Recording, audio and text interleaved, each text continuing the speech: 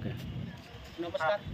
આજ રોજ એમએસપીના ભાવથી જે જુવારની ખરીદી ડભોઈ તાલુકાની અંદર થતી હતી એની અંદર પુરવઠા વિભાગનો એક ઠરાવ આવેલ છે, જેમાં ઠરાવમાં 1000 કિલોગ્રામ પ્રતિ ખેડૂત લેવાશે એ રીતનો એક ઠરાવ કરેલો છે। એના પહેલાં જ્યારે ખેડૂતોએ એમએસપીના ભાવથી જુવારનું રજિસ્ટ્રેશન કરેલું હતું તે વખતે પ્રતિ હેક્ટર 1850 કિલો જુવાર લેવાની એવું જાહેર કરેલું હતું।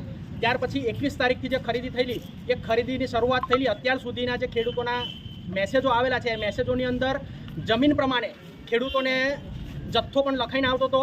આજની તારીખે ઠરાવ આવ્યો એટલે આજે એપીએમસી ડભોઈની અંદર ખરીદી અમને બંધ કરેલી છે અને ગુજકો માર્શલ અને બધા જ ખેડૂતો ભેગા થઈ અને જે જુવારની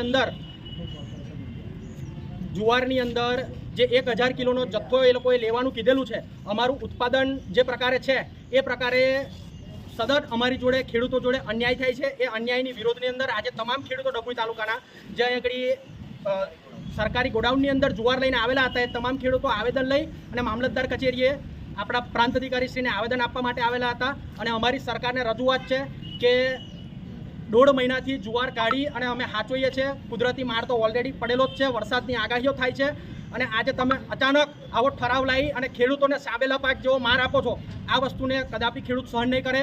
અમારી જોડે યોગ્ય ન્યાય થાય અને તમામ ખેડૂતોની જુવારની ખરીદી થાય એવી અમારી માંગ છે।